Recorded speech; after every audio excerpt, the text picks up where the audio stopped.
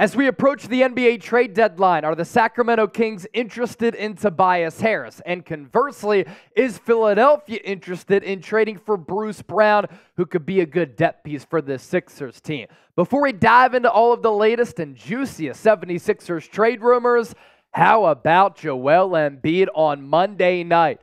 70 points against the San Antonio Spurs. That is a record for the most points scored in a single game in Sixers franchise history. You might be saying, well, Chase, what about Wilt Chamberlain? He played for the Philadelphia Warriors at the time. 70 points, 18 rebounds, 5 assists. The only other player to have a stat line like that in NBA history, Michael Jordan. And for anybody who wants to call Joel Embiid a foul merchant, for anybody who doesn't appreciate what Embiid is able to do night in, night out, you just don't know ball. It is time to savor the special one-of-one player that number 21 is, because we're seeing one of the most historic, one of the most special seasons, not just in the history of Philadelphia, in all major sports, in the history of the NBA.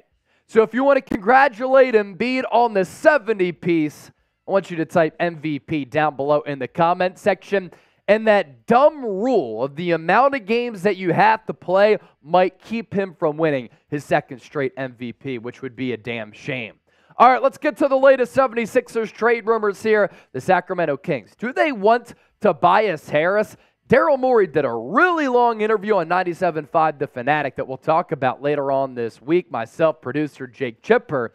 And he kind of alluded to the fact that Sixers might want to hold on to Tobias Harris, but is that all just being said to up the offer? Here's what Matt Moore Action Network had to say. After missing out on OG Anunoby and then Pascal Siakam, the Kings will continue to look for a forward upgrade.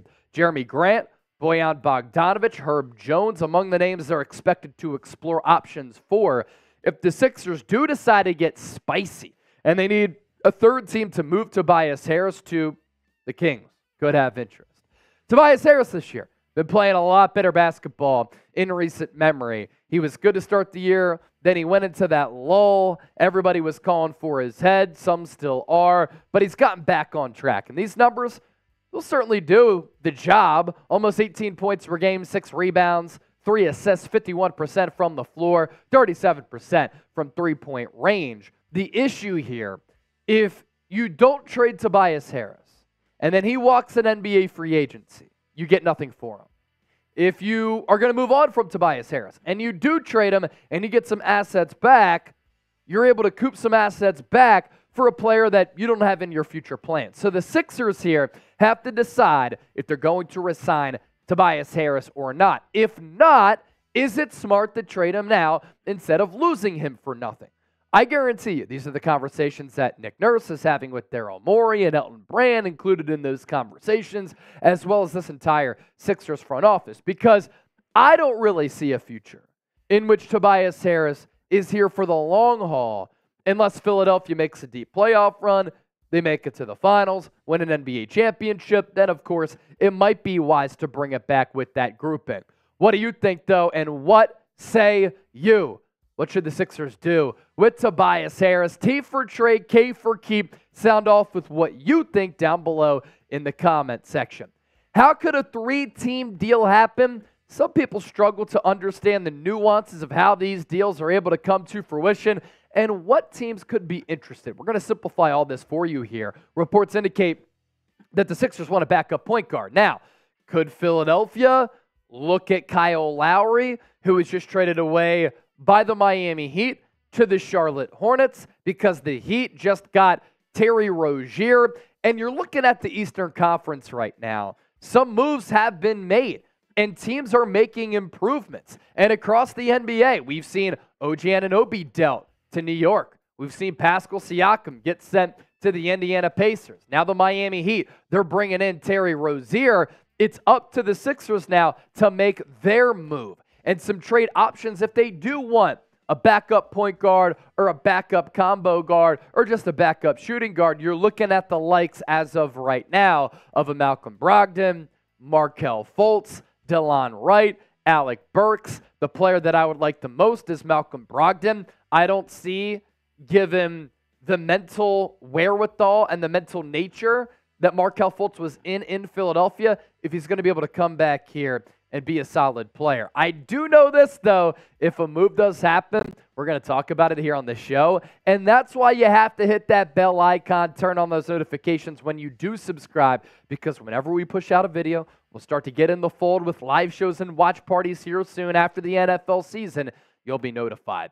Can the Sixers make the finals with this current roster? Or do they need to make a move? As always, got to share your basketball intellect down below in the comment section. Coming up next, we're going to have that conversation about Bruce Brown. It was so predictable that after signing that big money deal with the Indiana Pacers, he wasn't going to last long in the Hoosier state. More on Bruce Brown coming up here in just a moment. But first, today's 76ers Now, sponsored by Factor Meals. Get started here in 2024 with Factor so that you're ready for the new year here.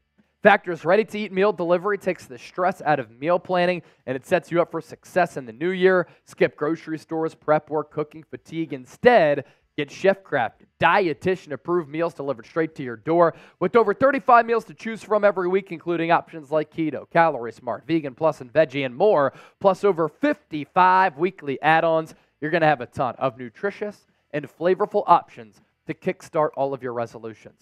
Forget frantic lunch preps and rush dinners. Factor's 2-minute meals are your secret weapon right here in the new year. So fuel up fast with restaurant-quality meals, dietitian-approved, chef-crafted, everything made for you, delivered straight to your door with Factor, 50% off, factormeals.com/NBAchat50.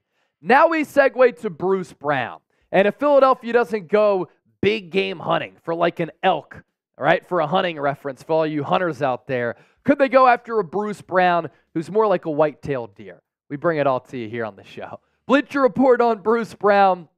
For the Sixers' part, they just need to deepen their rotation in advance of the NBA playoffs. Someone with more dynamic scoring chops than Brown would be nice, but he brings the tertiary ball handling and playmaking and has gone through previous stretches in which he can knock down wide-open threes and, of course, help the Denver Nuggets win the NBA championship. Bleacher Report trade idea for Bruce Brown here.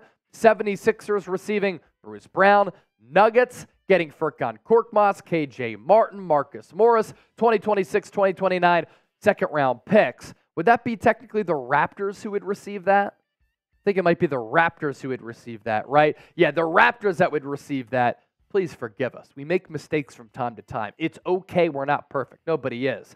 As for trading for Brown, what would he provide the 76ers team? Provides a little bit of everything, right? Good defender, distributor, team player.